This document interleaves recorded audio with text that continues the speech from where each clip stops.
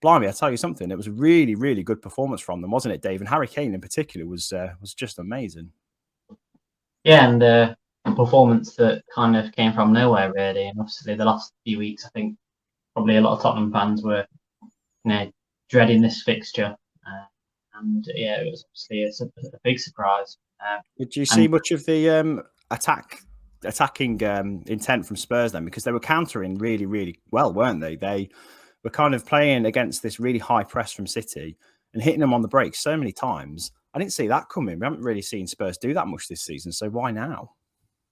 It was definitely Harry Kane's best game this season. Harry Kane of old, really. And it sounds a bit daft to say that because he's obviously, not been out of form, for a year or more. But it was a surprise just because of how kind of off the pace he's been this year, and a lot of people questioning whether it's on the decline, and he's managed to pull out that performance, and he was the best player on the pitch by a mile. It was a combination of obviously Tottenham doing what they can do well, and Man City having an off day. But even on an off day, Man City, they still look threatening, but they were nowhere near at their best, and defensively vulnerable as well.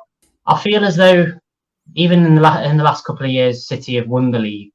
I feel like they have got this performance in them, though. I feel as though they have had a little blip in the last couple of years, and that we've seen a response from them. So I'm not, if I was a Man City fan, I wouldn't be overly concerned with the performance. Yeah. I felt as though there was too many players for Man City that had off days. De Bruyne didn't. He looked well off it.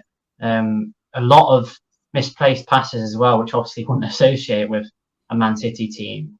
I'm sure Guardiola was absolutely furious, especially with early on in the game. They just couldn't really put a foothold, and obviously got a sucker punch right at the beginning of the game. Well, that's the thing. I think we've only ever seen City struggle when they've fallen behind.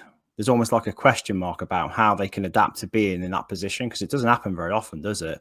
And then it was at the 4th minute, Kulusevski got the opening goal, and they kind of did the similar thing. They didn't know how to respond to it, and the credit has to go to Conte, really, because he set up the defensive line and the midfield line to be really compact around sort of the forward players.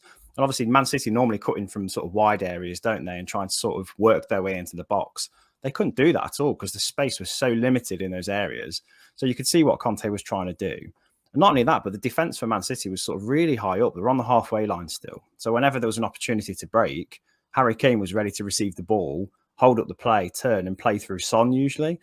And it worked so many times for Spurs, didn't it? So I don't know why Guardiola sort of invited that sort of counter-attacking play, because that's what Conte's kind of known for, isn't it? But I do feel like City need this kind of performance every now and again just to keep them grounded, because they don't suffer this kind of defeat very often. So it is almost like a little bit of a reality check for them, isn't it? And as you say, they probably will go on a run now and go unbeaten again for another 5-10 matches and sort of swat away any challenge from Liverpool, which is normally what they do. But that's my next question, really. Does this kind of open up a title challenge of any kind for Liverpool?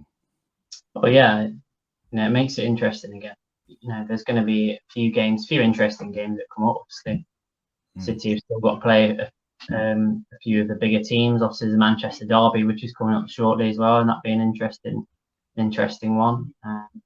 So, I mean, there's going to be plenty of probably twists and turns. I can't see City dropping too many points along the way, just because how efficient they are of getting the job done, and more often than not, it's convincing. Well, Liverpool have got Leeds next in their game in hand, haven't they? And they've still got to play each other, Liverpool and City.